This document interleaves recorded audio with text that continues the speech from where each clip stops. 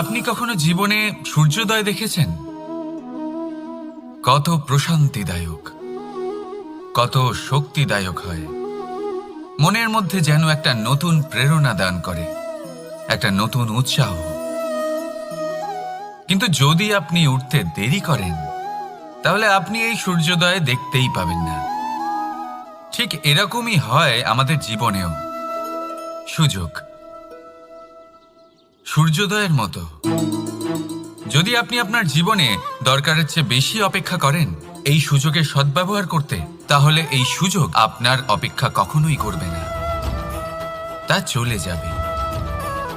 সেই জন্য এদের সামলে রাখুন। সঠিক সময় আসলে এই সুযোগের সদ্ব্যবহার করুন, নিজের কর্মকে সম্পূর্ণরূপে সার্থক করুন। এটাকে এক মুহূর্তের মতো দেখুন। যদি এরকম করেন, তাহলে জীবনও সূর্যোদয়ের মতোই হবে। এতে সন্তুষ্টি থাকবে, গৌরবও থাকবে, আর থাকবে শান্তি। রাধা রাধা। আমরা জীবনে এমন অনেক মানুষকে চিনি যারা অত্যন্ত শক্তিশালী, নিজের পরীক্ষা দিতে কখনো পিছপা হন না, খুব কঠোর হন, আত্মপ্রত্যয়ী হন, কিন্তু তাও তারা সাফল্য পান না। কেন? কি কারণ হতে পারে এর? লৌহ মানবের মতো ব্যক্তিত্বের অধিকারী হওয়া সত্ত্বেও তারা সফলতা কেন লাভ করেন না? এবার এটার উত্তর তাদের ব্যক্তিত্বের মধ্যেই লুকিয়ে রয়েছে। লৌহ মানব, লোহা। আপনি কখনো লোহাকে দেখে থাকবেন, অত্যন্ত শক্তিশালী, অত্যন্ত কঠিন, কিন্তু শুধু তখনই যখন সেটা শান্ত থাকে, শীতল থাকে। তাকে উত্তপ্ত করুন, তা আর কঠিন থাকবে না। তার উপরে এক আঘাত করুন আর তার আকৃতি বদলে যাবে। বুঝলেন? যদি আপনিও জীবনে নিজের শক্তি দিয়ে, নিজের নিরন্তর প্রচেষ্টা দিয়ে বড় কিছু করতে চান, তাহলে সর্বপ্রথম একে শান্ত করে রাখুন, একে শীতল করে রাখুন। জীবনে যা পেয়েছেন তাতেই সন্তুষ্টি পেতে শিখুন। এই ক্রোধের তাপে নিজেকে বদলাবেন না। চিনতে শিখুন সেই চিন্তাগুলো যা ক্রোধ বাড়িয়ে দেয়, আর সেগুলোকে শেষ করে দিন, নয়তো সেই রাগ আপনার পতন অবশ্যই ঘটাবে। রাধা রাধা। আমরা অনেকবার লোকের থেকে এই কথা শুনেছি, জীবনে যখনই ধন অর্জন করবে বাঁচিয়ে রাখবে। কি হয়, কঠিন পরিস্থিতিতে আপনার খারাপ সময় তা আপনার কাজে আসে। কিন্তু এই কথা কি 100% সত্যি? ভাবুন, এই সমস্ত ধন যে আপনি অর্জন করেছেন, তা কি আপনাকে সুস্বাস্থ্য দিতে পারবে? এই সমস্ত ধন কি আপনাকে সুখ এনে দিতে পারবে? পারবে না, তাই না? চলুন আমি আপনাকে একটা কথা বলি। পরমেশ্বর, ঈশ্বর,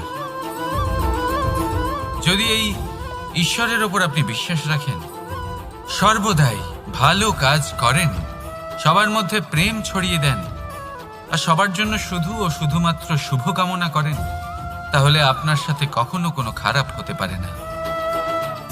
তাই সময় বদলান, সময় বদলানোর উপকরণ নয়। আর ভালোবেসে বলুন, রাধা রাধা। অনেকবার আমাদের দৃষ্টিভঙ্গি এমন হয়ে থাকে যে আমাদের আসল সত্যের থেকে অনেকটা দূরে নিয়ে যায়। আমরা যেরকম দেখি সেরকম সবসময় হয় না। এবারে দেখুন না, আমরা মানুষেরা, আমাদের ভালো লাগে। আমরা কোথাও গেলাম, আমাদের স্বাগত জানানো হলো, আমাদের প্রশংসা করা হলো, কেউ আমাদের দিকে হাসি মুখে তাকালো, আমাদের ভালোবাসলো, আমাদের ভালো লাগে। কিন্তু যদি কেউ ক্রুদ্ধ হয়, কটাক্ষ করে, ব্যঙ্গ করে, তাহলে আমরা তক্ষুনি তাকে নিজের শত্রু ভেবে ফেলি, তার উপরে ক্রুদ্ধ হয়ে যাই। একটা কথা মনে রাখবেন, এই হাসি সবার জন্যই হয়। আপনি তাদেরকেও হাসি উপহার দিতে পারেন যাদের আপনি চেনেন, তাদেরও দিতে পারেন যাদের আপনি চেনেন না। ছোটদের দিতে পারেন, বড়দের দিতে পারেন, সবার জন্যই হলো এই হাসি। কিন্তু ক্রোধ তাদের উপরেই আসে যাদের আমরা জীবনে কখনো হারাতে চাই না, যাদেরকে আমরা অসম্ভব ভালোবাসি, যাদের জন্য আমরা আশা করি যে তাদের জীবনের পরবর্তী সময় সব সময় সুখময় হোক, উজ্জ্বল হোক। সেই জন্য আপনার জীবনের সমস্ত সেই ব্যক্তি যারা আপনার উপরে ক্রুদ্ধ হন, কটাক্ষ করেন, জরুরি নয় তিনি আপনার শত্রুই হবেন। হতে পারে সে হলো আপনার শুভাকাঙ্ক্ষী, যিনি আপনার শুধুমাত্র ভালোই চান, যিনি আপনার জন্য একটা সুন্দর ভবিষ্যৎ চান। সেই জন্য সবসময় মন দিয়ে অন্যের কথা বোঝার প্রয়াস করুন। আপনি জানতে পারবেন তাদের কর্মের ধর্ম কি হতে পারে, আপনি জানতে পারবেন তাদের ক্রোধের মর্ম কি হতে পারে। রাধা রাধা। জীবনের এই পথে এগোতে এগোতে আমরা কোথাও থেমে যাই, আমরা জানি না কেন। আমরা চেষ্টা করি যেন আমরা সামনে এগোতে পারি, কিন্তু এরকম হয় না। কি কারণ হতে পারে এর? আসুন আমি আপনাকে বোঝাই। মনে করুন আপনি কোনো রাস্তায় হাঁটছেন, আপনার পা মুচকে গেল, আপনি পায়ে আঘাত পেলেন। এখন এই আঘাত যদি আপনাকে পথ চলতে বাধা দেয়, তখন আপনি থেমে যান। যদি আপনার ভাবনা চিন্তা ক্ষুদ্র হয়, তাহলে আপনি জীবনে কখনোই এগোতে পারবেন না। ভেঙে যাওয়া কলম দিয়ে আপনি কখনো চিঠি লিখতে পারবেন না। ঠিক সেইভাবেই যদি আপনার মনে অন্যের জন্য হিংসা থাকে, তাহলে আপনি আপনার নিজের ভাগ্য লিখতেই পারবেন না। কাজের প্রতি আলস্য আপনাকে কখনো ধনী হতে দেবেই না, আর ধনের প্রতি লোভ তা আপনাকে কখনো মহান হতে দেবে না। ছোট একটা কথা, কিন্তু এ হলো অত্যন্ত গুরুত্বপূর্ণ।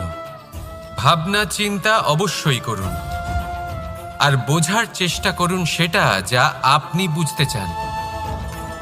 হতে পারে আপনি এমন কোনো পথ খুঁজে পেলেন যার ফলে আপনি কোনো খারাপ পথে যেতে যেতে থেমে গেলেন, বা আপনি এমন কোনো অর্থ খুঁজে পেলেন যা আপনাকে মহান হবার পথে অগ্রসর করে দিল। রাধা রাধা। অহংকার এ হলো ছোট একটা শব্দ, কিন্তু এর প্রভাব অত্যন্ত বৃহৎ হয়ে থাকে। আর সব থেকে বড় সমস্যা হলো মানুষ আজ অবধি বুঝতেই পারেনি যে এই অহংকারের বাস্তব রূপ কিরকম। কেউ একে গর্বের নাম দেন, কেউ একে আত্মসম্মানের নাম দিয়ে থাকেন, এবং কোথাও একটা এমন সময় চলে আসে যখন সময় এই অহংকারকে ভেঙে খান খান করে দেয়। আর তখন না গর্ব আপনাকে বাঁচাতে পারে, না আপনার আত্মসম্মান। এখন যদি আপনাকে উদাহরণ দিই, তাহলে যেখানে আপনি বসে আছেন সেই ঘরেই ওপরে তাকান, সেই ছাদের দিকে। যদি এই ছাদ অহংকার করতে থাকে যে দেখো আমি তো সব থেকে উঁচু জায়গায় আছি, আমার চেয়ে ওপরে আর কেউ নেই, আমি এই ঘরে থাকা সমস্ত ব্যক্তিকে ছায়া প্রদান করি, যদি এই অহংকার এসে যায় তাহলে কি? একবার ভেবে দেখুন, যদি পরের দিন তার উপর আরো একটা তলা বানিয়ে দেওয়া হয় তাহলে কি? এই ছাদ যার নিজের উঁচু হবার অহংকার ছিল, যে সব থেকে ওপরে ছিল, সে এবার পায়ের তলায় চলে এসছে। এটাই হয়ে থাকে। মনে কখনোই অহংকার পোষণ করবেন না। যদি মনের মধ্যে কিছু রাখতে চান তাহলে প্রেমের ভাব রাখুন, স্নেহ রাখুন। এই অহংকারকে আপনি যা ইচ্ছে নাম দিন, গর্ব হোক, আত্মসম্মান হোক, এর দ্বারা আপনার কোনোভাবেই কোনো লাভ হবে না। তাহলে এই অহংকারকে ত্যাগ করুন আর আমার সাথে ভালোবেসে বলুন, রাধা রাধা। একটা সিদ্ধান্ত। এই জীবনে একটা সিদ্ধান্তের গুরুত্ব কি হতে পারে তা কখনো ভেবে দেখেছেন? একটা সিদ্ধান্ত সেই ভিত্তি হতে পারে যা আপনার পুরো জীবনকে বদলে দিতে পারে, এই সমস্ত সংসারকে বদলে দিতে পারে, ভবিষ্যৎ বদলে দিতে পারে। এই সিদ্ধান্ত যে কোন রাস্তা চয়ন করতে হবে, সেই সিদ্ধান্ত যে কখন সামনে এগোতে হবে আর কখন থেমে যেতে হবে, সেই সিদ্ধান্ত যে কখন যুদ্ধ করতে হবে আর কখন নিজেকে পিছু পা হতে হবে। এই সিদ্ধান্ত হলো খুব গুরুত্বপূর্ণ। আর আপনি তো এই সংসারে একা নন, তাই আপনার একটা সিদ্ধান্ত শুধু আপনার জন্যই নয়, সমস্ত সংসারের জন্য গুরুত্বপূর্ণ হতে পারে। এবার এই সিদ্ধান্ত আপনারই হবে। ভাবনা চিন্তা করে নেবেন, সাফল্য পাবেন। রাধা রাধা। ভবিষ্যৎ। সংসারে এমন কোন ব্যক্তি আছেন যিনি নিজের ভবিষ্যতের বিষয় ভাবেন না? যে কেউ ভাবেন আমার ভবিষ্যৎ কিছু এরকম হবে, আমি ভবিষ্যতে এরকম কিছু একটা করব, এই সুবিধা থাকবে, এই আনন্দ পাবো, ইত্যাদি ইত্যাদি। কিন্তু সত্যি বলি, ভবিষ্যতের থেকে বড় ভণ্ড আর কেউ নেই। ভবিষ্যৎ আপনাকে ছেড়ে চলে যাবে, আপনি জানতেও পারবেন না। ভবিষ্যৎ আপনার থেকে আপনার বর্তমান কেড়ে নেবে। অনেক সময় আমরা ভবিষ্যতের বিষয় ভাবতে থাকি, দুশ্চিন্তা করতে থাকি। ভবিষ্যৎ দিয়ে নিজেকে এতটাই ঘিরে ফেলি যে বর্তমান কি তা ভুলেই যাই, তার বোধই আমাদের থাকে না। ভাবুন, ভবিষ্যৎ কি? ভবিষ্যৎ হলো সেটাই যা এখনো পর্যন্ত ঘটেনি। বর্তমান হলো সেটা যা এখন ঘটছে। তাহলে যা এখনো ঘটেইনি তার বিষয়ে দুশ্চিন্তা করে নিজেকে ব্যতিব্যস্ত কেন করছেন? এই বর্তমান, এটাই হলো গুরুত্বপূর্ণ। এর উপরে সমস্ত ভাবনা কেন্দ্রীভূত করুন। মনে লক্ষ্য অবশ্যই রাখুন, কিন্তু পুরো মনোযোগ শুধু বর্তমানে থাকবে। এই বর্তমানকে যদি সামলে নিতে পারেন, তাহলে আপনার ভবিষ্যৎ এমনি উজ্জ্বল হয়ে উঠবে। তাহলে আসুন আমার সাথে ভালোবেসে বলুন, রাধা রাধা। সময়। কথায় আছে, আমাদের জীবনের প্রত্যেক মুহূর্ত স্বর্ণর মতো হয়। এবার হয় আমরা একে নিজেদের কাছে রাখতে পারি বা একে আমরা চলে যেতে দিতে পারি, কারণ এই ছোট ছোট মুহূর্তই আছে যা আমাদের জীবনকে গড়ে তোলে। এখন এই জীবন কেমন হবে তা আমাদের উপর নির্ভর করে। যদি আপনি একটা মুহূর্তের যত্ন না নেন, যদি আপনি এক মুহূর্ত ভালো না বাসেন, যদি আপনি এক মুহূর্ত স্নেহের আনন্দ না উপভোগ করতে পারেন, তাহলে দেখতে দেখতেই আপনার সমস্ত সময় নষ্ট হয়ে যাবে, আপনি জানতেও পারবেন না। অর্থাৎ এই সময় স্বর্ণ হতে পারে না। তবে আমরা একে স্বর্ণ বানিয়ে নিতে পারি আমাদের চেষ্টার মাধ্যমে। এই সময় শুধু একটি লাঙল যা মাটির সাথে লড়াই করতে পারে, আর কিছু নয়। একটা অত্যন্ত গুরুত্বপূর্ণ কথা মনে রাখবেন, আপনার কাছে শুধু সময় আছে। এবার আপনি এটা দিয়ে স্বর্ণ বানাবেন না ঘুমিয়ে স্বপ্ন দেখে একে নষ্ট করবেন, সিদ্ধান্ত আপনারই। রাধা রাধা। ভগবান। প্রত্যেক কঠিন পরিস্থিতিতে এই নামই আছে যা আমাদের উপায় দিয়ে থাকে। ব্যক্তি যান, ভগবানের পুজো করেন, আরাধনা করেন, ব্রত পালন করেন, মন্দিরে যান, পুজো পাঠ করেন, ভগবানকে জাগিয়ে তোলেন।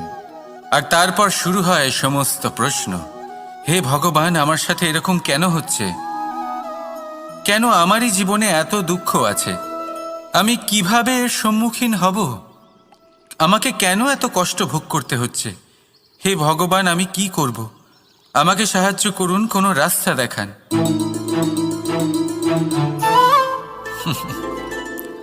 চলুন আমি আপনাকে একটা প্রশ্ন করি।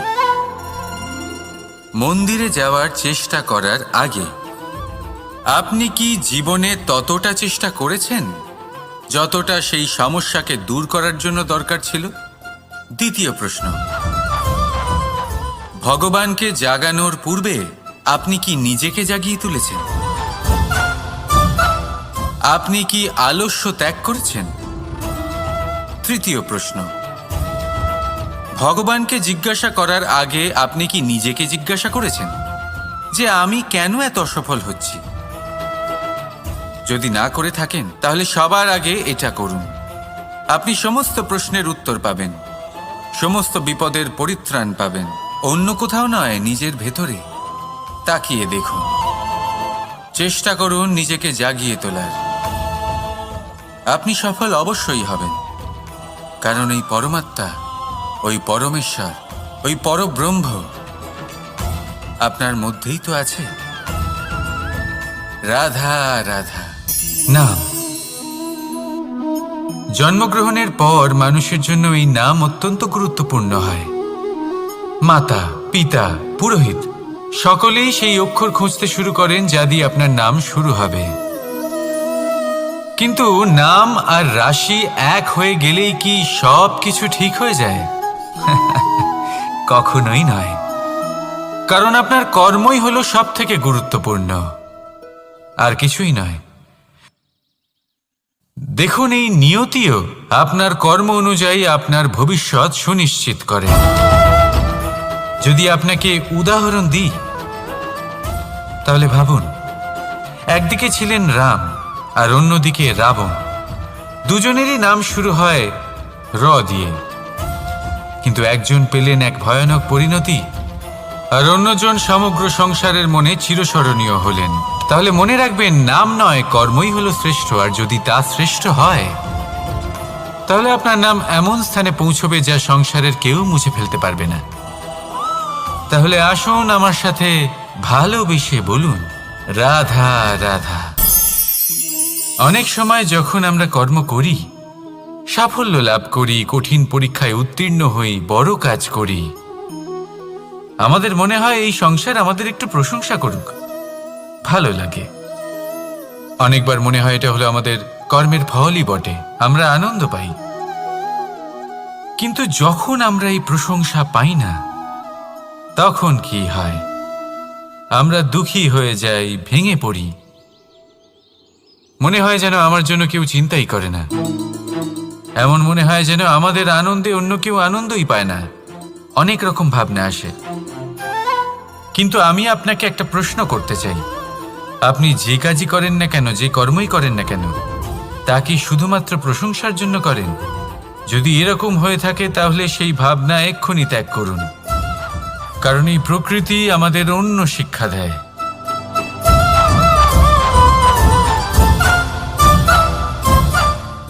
এই ফুলকে দেখুন, এই যে ফুলের সুবাস, যা আমার মনকে উচ্ছ্বসিত করে তোলে, মনে শক্তির সঞ্চার করে,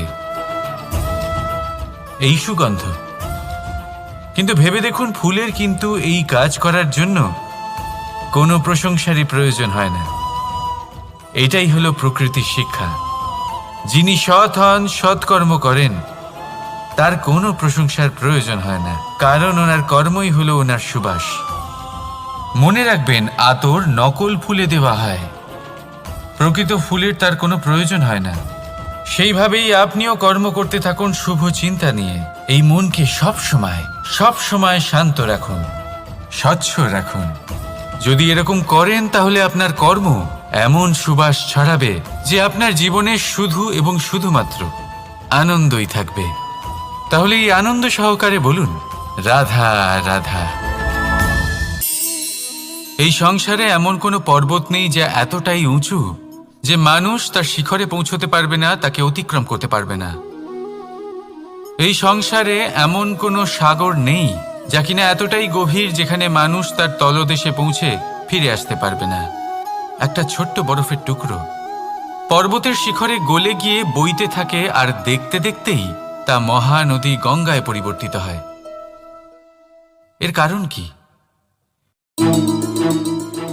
এর কারণ হলো প্রচেষ্টা, প্রারব্ধ নয়। এই প্রচেষ্টাই সুনিশ্চিত করে যে আপনার প্রারব্ধ কি হবে। এই সমস্ত কিছু হলো প্রচেষ্টা আর প্রারব্ধের খেলা। আপনার প্রচেষ্টা যেরকম হবে আপনার প্রারব্ধও সেরকমই হবে। আর আপনার প্রচেষ্টা যদি উচ্চ মানের হয় তাহলে প্রারব্ধকে আপনার সামনে নত হতেই হবে। কি বলেন? তাহলে আসুন আমার সাথে ভালোবেসে বলুন, রাধা রাধা। অনেক সময় মানুষ অতীতকে দেখেন আর তখন অহংবোধে পরিপূর্ণ হয়ে ওঠেন। কখনো বর্তমানের দিকে তাকান, ভবিষ্যতের দিকে তাকান আর পরিতৃপ্তিতে ভরে ওঠেন। কেন বুঝতে পারেন না একটা সহজ কথা? এই যে সৃষ্টি, এই সৃষ্টি হলো একটা বড় চক্র যা বারংবার আপনার কাছে ফিরে আসবেই। কঠিন থেকে কঠিনতর পরীক্ষায় আপনাকে নিযুক্ত করবে যাতে আপনাকে উত্তীর্ণ হতেই হবে। যা কাল ছিল তা আজ নেই, এটা সবাই জানেন। যা আজ আছে তা হয়তো কাল থাকবে না, এটাও আপনাকে মেনে নিতে হবে, তাও আবার হাসি মুখে। শান্ত থাকতে শিখুন আর কখনোই মনের মধ্যে অহংকার উৎপন্ন হতে দেবেন না। হতে শিখুন সেই হিমবাহের মতো। হয়তো এই জন্যই এত শীতল থাকে কারণ ও জানে গতকালও জল রূপে ছিল, আজ বরফ রূপে হয়তো আছে, কিন্তু কাল পুনরায় সে জলেই পরিণত হবে। নিজেকে শান্ত রাখুন। হয়তো আজ আপনি সাফল্যের শিখরে আছেন, হয়তো বা নেই। আপনাকে প্রত্যেক দিন অবশ্যই দেখতে হবে। শুধু নিরন্তর প্রচেষ্টা করতে থাকুন, প্রত্যেক পরিস্থিতির জন্য তৈরি থাকুন আর একে ভারসাম্যে রাখতে শিখুন।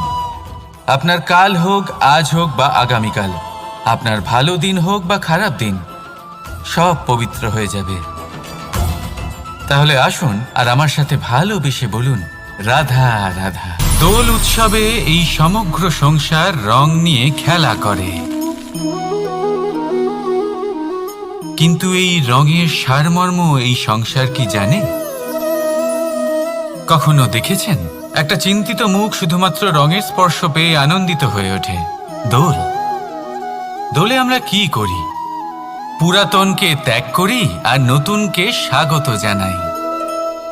শিশিরকে বিদায় জানিয়ে এক সুন্দর, এক নতুন ঋতুকে আগমন জানাই।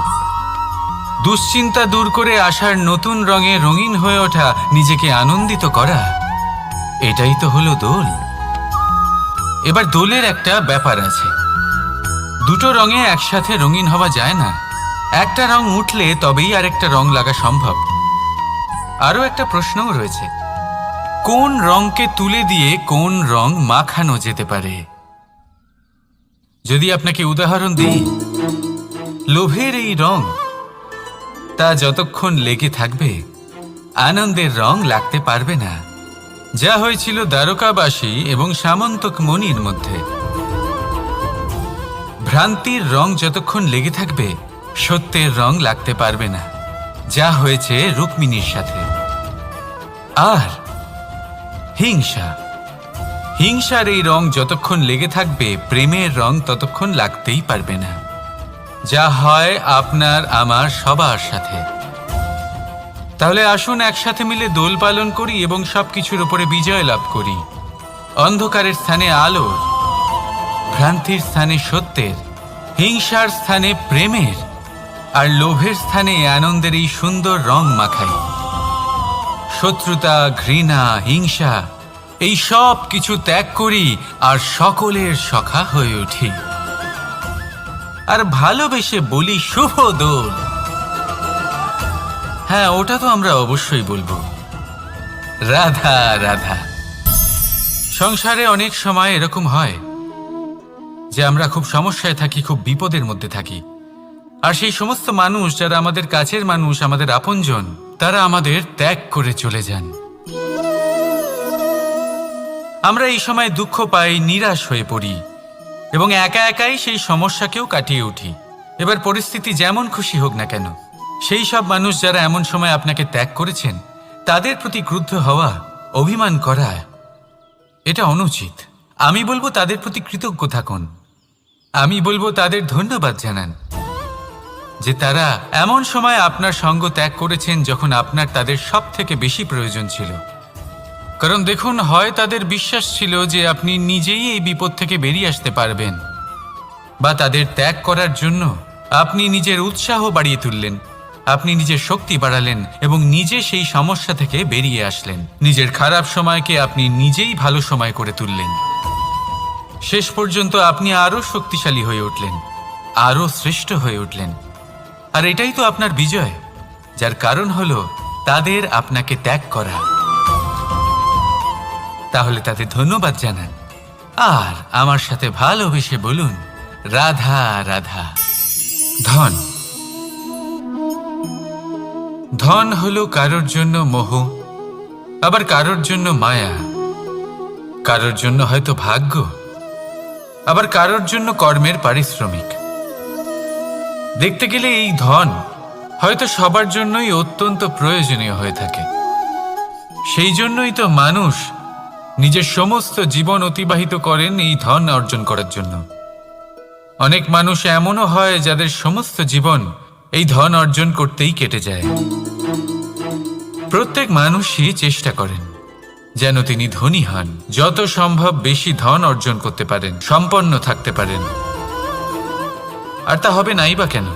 কারণ এটাই হলো এমন এক বস্তু যা আদান প্রদান এমন নানান কাজে আসে। চেষ্টা তো সব মানুষই করেন, ধন অর্জন সব মানুষ করতে পারেন না। কারণ হলো এটাই যে মানুষ ভাবেন যে তার কাছে কিছু ধন এলে তারপর তিনি কিছু করে দেখাবেন, আর ধন ভাবে যদি এই মানুষ কিছু করে দেখান তাহলে আমি তার কাছে আসব। সেই জন্য কিছু করে দেখান, এমন শ্রেষ্ঠ কাজ করে দেখান যাতে ধন নিজেই আপনার কাছে ছুটে আসে। যদি আপনি ধন লাভের আশায় ছোটেন তাহলে আপনি নিজের সন্তোষ ভাব হারিয়ে ফেলবেন। কিন্তু এই সম্পত্তি যদি আপনার কাছে ছুটে আসে তাহলে আপনাকে মহান বলা হবে। সেই জন্য কাজ করুন, শ্রেষ্ঠ কাজ করে দেখান, দেখবেন এই ধন ফলস্বরূপ আপনার কাছে আসবেই আসবে। তাহলে আসুন আমার সাথে ভালোবেসে বলুন, রাধা রাধা। আমাদের মনে সবসময় একটা প্রশ্ন এসেই থাকে, এই জীবন যা কিনা ঈশ্বর আমাদের দিয়েছেন, একটা জীবন। ঈশ্বর এক আত্মা দিয়েছেন পৃথিবীতে বাঁচার জন্য। যতদূর আমরা জানি আমাদের কাছে একটাই জীবন রয়েছে। আমরা ভাবি এই জীবন গুছিয়ে কিভাবে রাখা যায়। প্রত্যেক মানুষ ভাবেন যে আমি কি করি যাতে এই জীবনকে গুছিয়ে রাখা যায়, কিরকম কর্ম করব, কিরকম পুণ্য করব, কি ধরনের শাস্ত্র পড়ব যাতে আমি সেই জ্ঞান অর্জন করি যাতে জীবনটা সুন্দর করে তুলতে পারি। আমাদের সমগ্র জীবন কেটে যায় এই প্রশ্নের উত্তর খুঁজতে, সেই শাস্ত্র অধ্যয়ন করতে। এমন অনেক মানুষ তাও বুঝতে পারেন না। আসুন আজ আমি আপনাকে একটা সহজ কথা বলি, যার দ্বারা আপনি নিজের জীবন সুন্দর করবেন। জীবন, জিহ্বা, এদের দুজনেরই হলো একটাই রাশি। জিহ্বা অর্থাৎ আপনার কথা, এই কথাকে সংযত রাখুন, একে সুন্দর করে তুলুন, মধুর কথা বলুন। যতটা সম্ভব একে নিয়ন্ত্রণে রাখুন, আপনার জীবন সুন্দর হয়ে উঠবে। কারণ এই শব্দ হয় অত্যন্ত শক্তিশালী। এটা হলো এমন এক বন্ধন যা আপনার সামনের মানুষকে আপনার ব্যক্তিত্বের সাথে জুড়ে দিতে পারে। তাই এই শব্দ সংযত রাখুন, একে সুন্দর করে তুলুন। আপনার জীবন আপনা থেকেই সুন্দর হয়ে উঠবে। আর আসুন এই মধুর সুন্দর অনুভূতি দিয়ে বলুন, রাধা রাধা। জীবন, এই জীবন আসলে কি?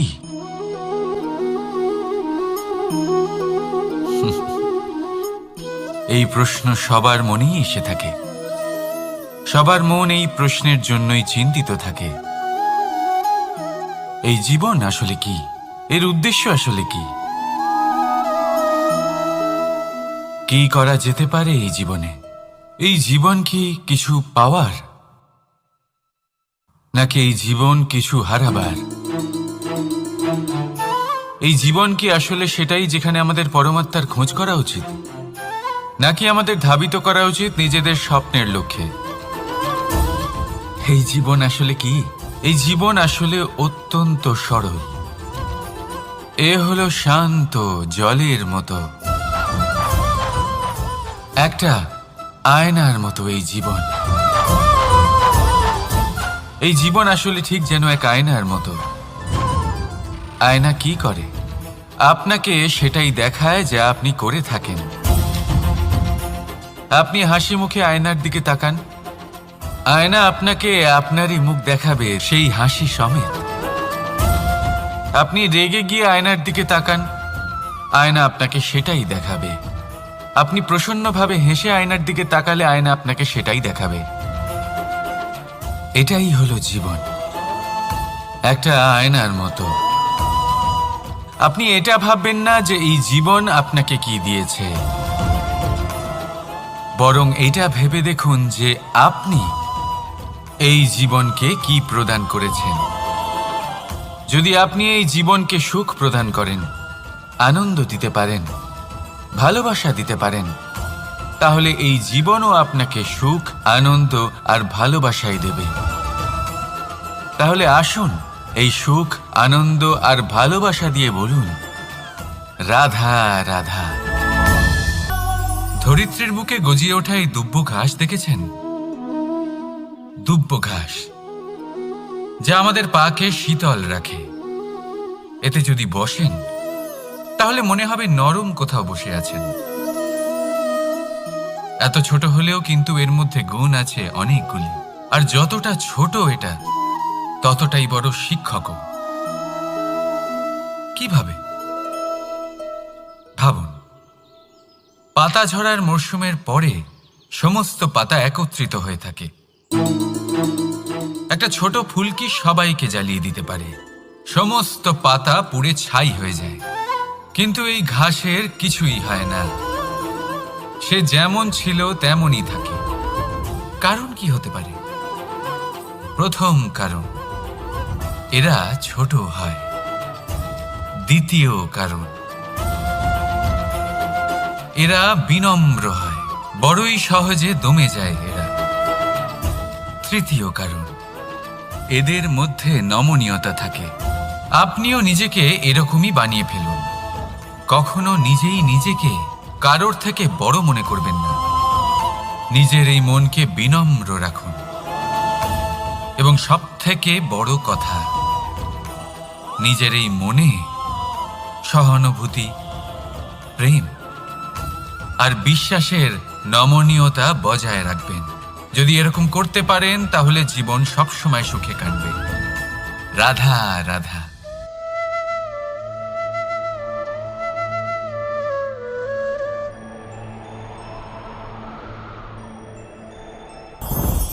লোভ আপনার অন্তরের আরো একটা শত্রু। দেখতে গেলে এটা একটা শব্দ, একটা সংস্কৃত শব্দ। লব ধাতু থেকে উৎপন্ন হয়েছে। এর অর্থ কিছু লাভ করা। কিছু লাভ করা অনুচিত নয়, আরো কিছু লাভ করাও অনুচিত নয়, কিন্তু সব থেকে বেশি আমিই লাভ করব। আমি আরো চাই, আরো বেশি চাই, আরো বেশি পেতে চাই। এটাই হলো লোভ। আর এই লোভ যখন গ্রাস করে তখন আপনি যা পেতে চান, সে ধনই হোক বা মানই হোক, তা অর্জন করার জন্য মানুষ যে কোনো স্তরে পৌঁছে যেতে পারে।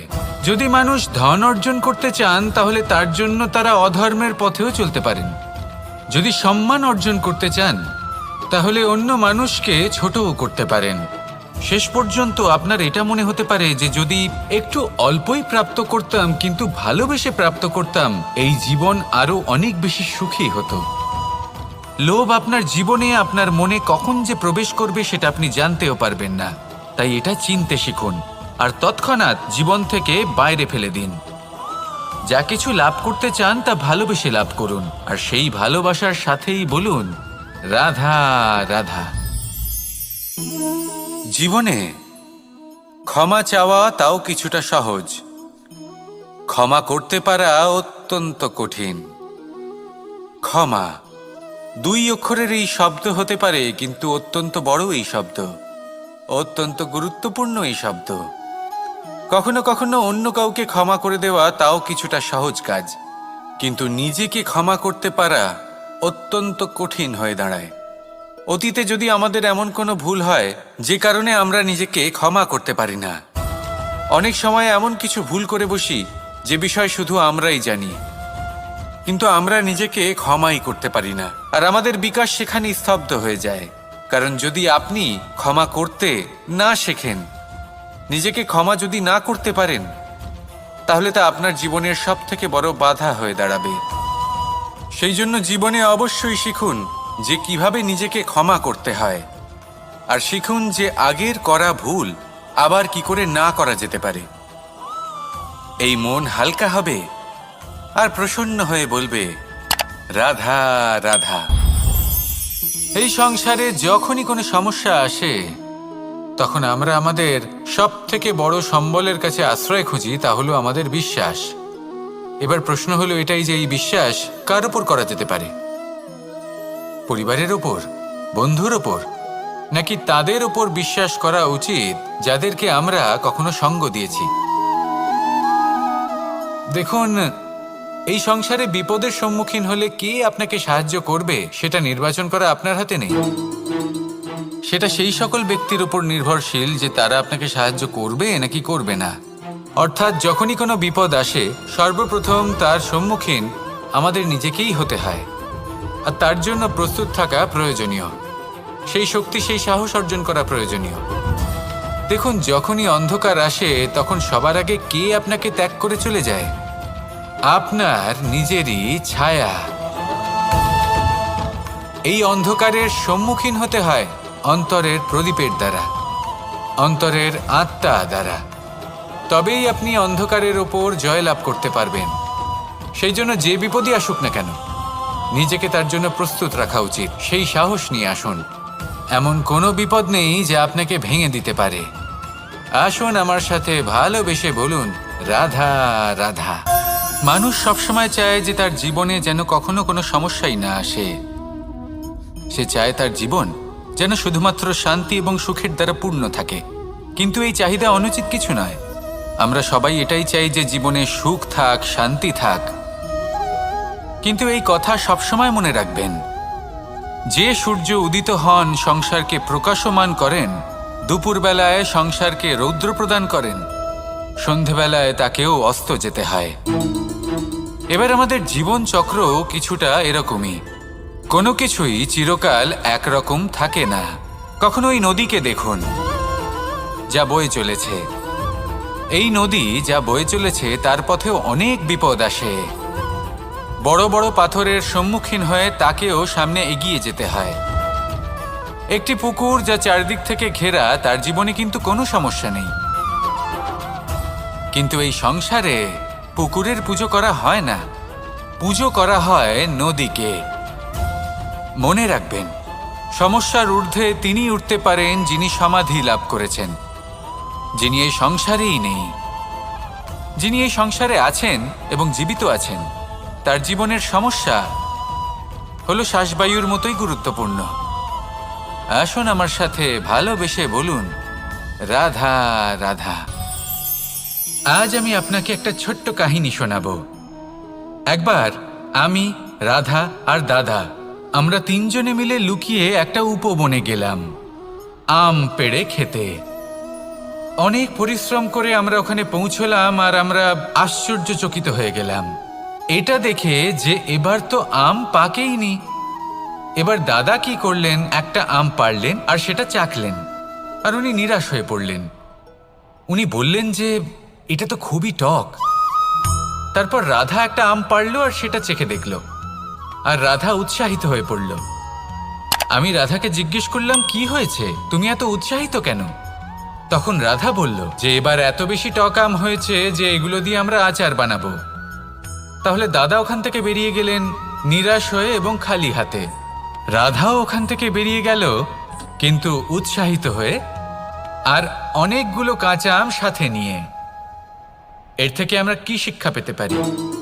যে প্রত্যেকটা স্থানে এমন কিছু রয়েছে যেখান থেকে আমরা কিছু একটা শিক্ষা লাভ করতে পারি, যা আমাদেরকে বিকাশের পথে নিয়ে যেতে পারে। এই শিক্ষা প্রত্যেক স্থানে আছে। সবকিছু আমাদের দৃষ্টিভঙ্গির উপর নির্ভর করছে।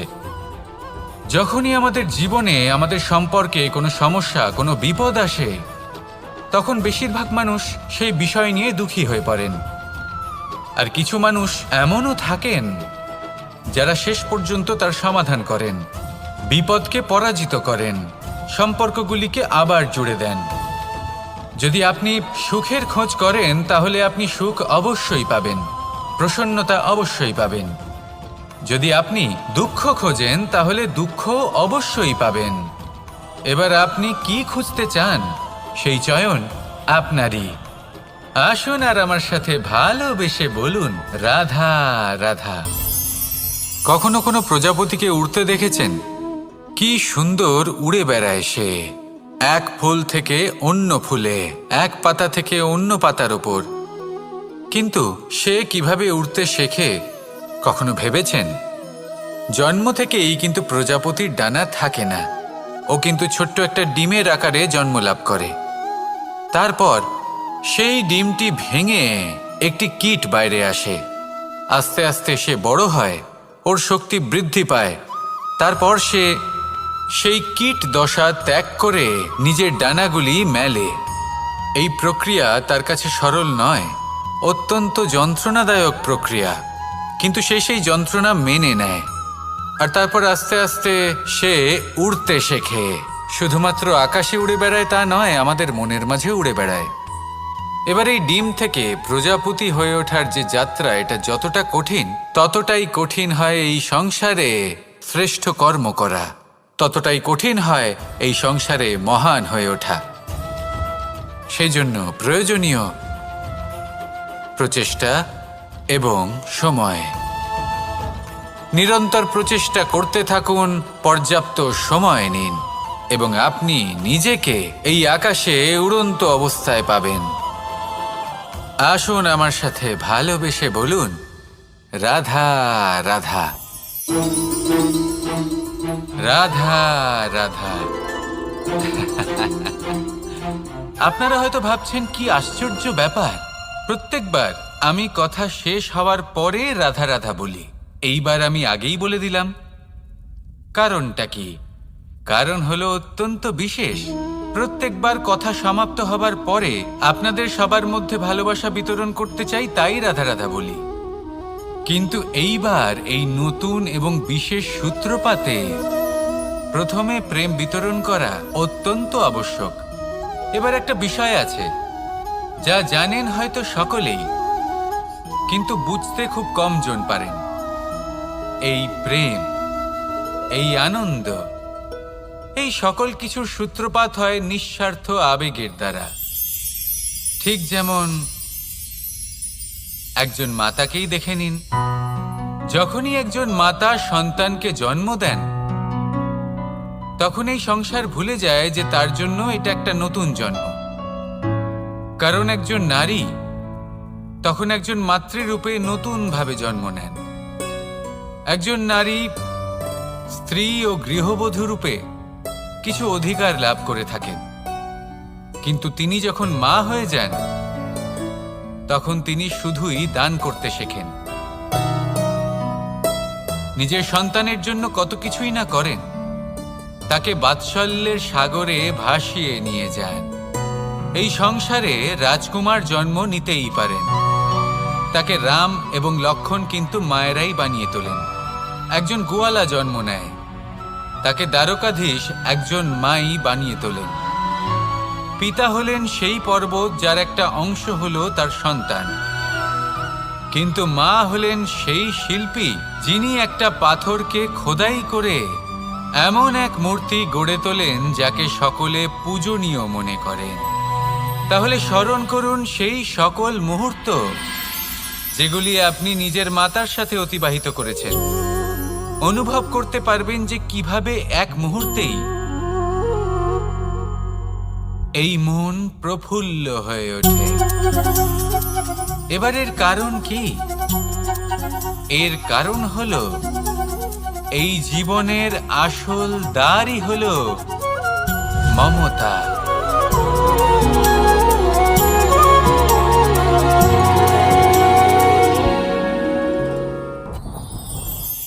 যত শক্তিশালী এই মন, তত শক্তিশালী এই শরীরও। এই যে আমাদের শরীর, এটা আসলে কি?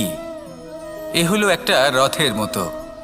আর একটা রথ ততক্ষণ চলতে পারবে না যতক্ষণ না তাকে কোনো সারথি চালাবে। এই মন হলো শরীরের সারথি।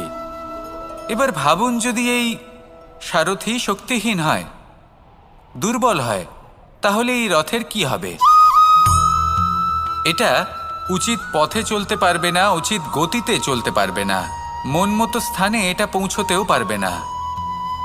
সেই জন্য মনের শক্তি অত্যন্ত প্রয়োজনীয়। এবার মনের শক্তি আমরা কোথা থেকে লাভ করি? দৃঢ়তার শক্তি থেকে। এবার এই শক্তি আমরা কিভাবে বাড়াতে পারি? আমরা প্রতিদিন কিছু নতুন স্থির করি, কিছু ছোট কিছু বড়। আর যেই আমরা নতুন কিছু পূর্ণ করি, আমাদের মনের শক্তি বেড়ে যায়। আর যদি পূর্ণ না করতে পারি, মনের শক্তি কমে যায়। একটা দেওয়ালের মতো ছোট ছোট ছোট ছোট শিলা আমরা একটার পর একটা স্থাপন করে একটা দেওয়াল তৈরি করি। এতগুলো পাথর যখন একত্রিত হয়ে যায়, তখন এমন এক দেওয়াল তৈরি হয় যাকে ভাঙা প্রায় অসম্ভব হয়ে দাঁড়ায়। সেরকমই হয় মন এবং দৃঢ়তা।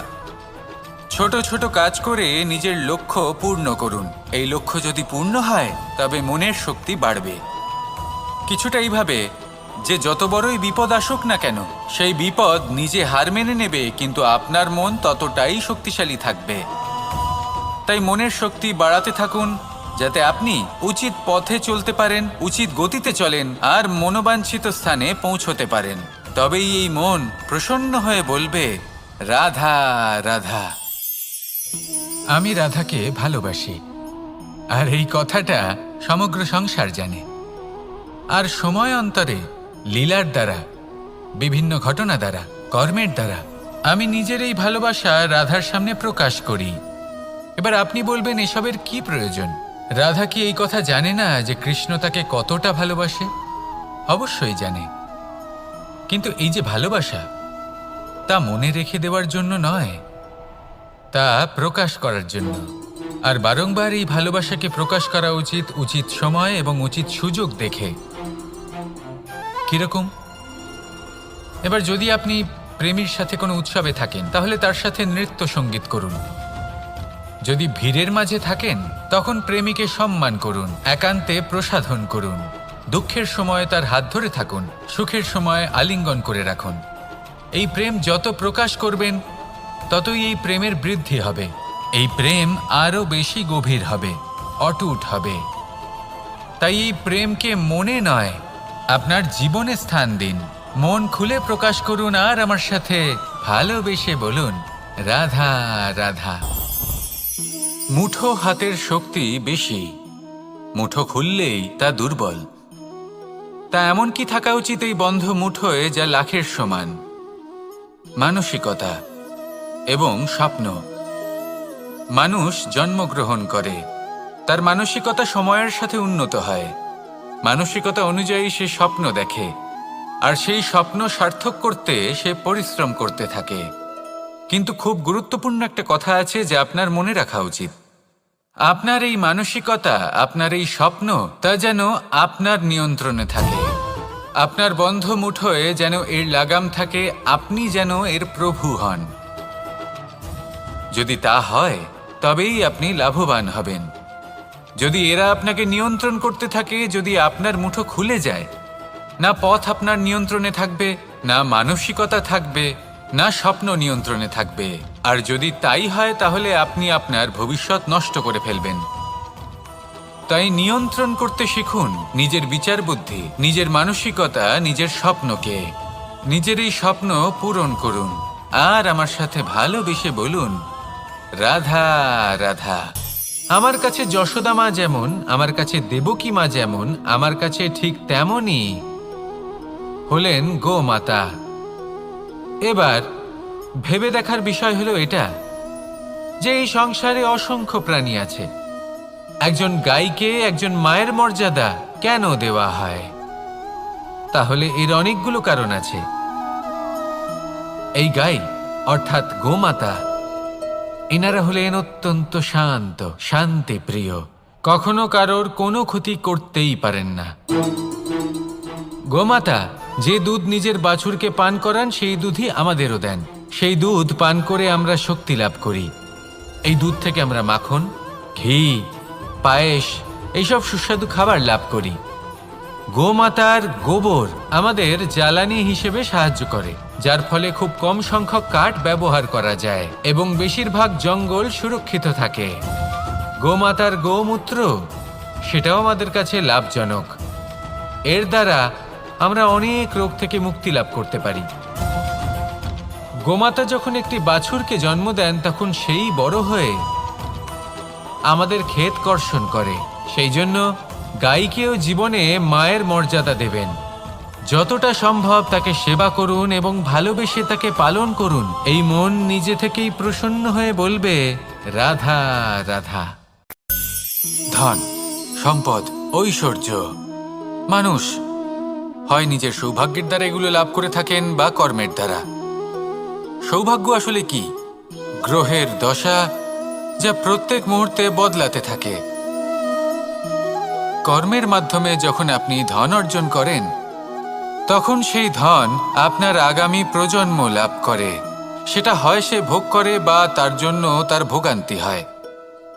আর এটা নির্ভর করছে আপনার কর্মের ওপরে। কি কর্ম করেছেন আপনি সেই ধনকে লাভ করার জন্য। যদি আপনি সৎ পথে চলেন, নিষ্ঠা ভরে আপনি কর্ম করে থাকেন এবং তার ফলে আপনি ধন অর্জন করে থাকেন, তাহলে আপনার আগামী প্রজন্ম সেটা ভোগ করবে, সেটা প্রয়োগ করবে নিজের বিকাশের জন্য। কিন্তু যদি আপনি কুকর্ম করে থাকেন, কোনো রকম ছলনা করে থাকেন এই ধন লাভ করার জন্য, তাহলে 100% আপনার আগামী প্রজন্মকে এর জন্য ভুগতেই হবে। তাহলে আপনি কি চাইবেন? যে আপনার আগামী প্রজন্ম সুখ ভোগ করবে নাকি আপনার কুকর্মের পরিণাম ভোগ করবে? নির্বাচন আপনারই। আসুন আমার সাথে ভালোবেসে বলুন, রাধা রাধা।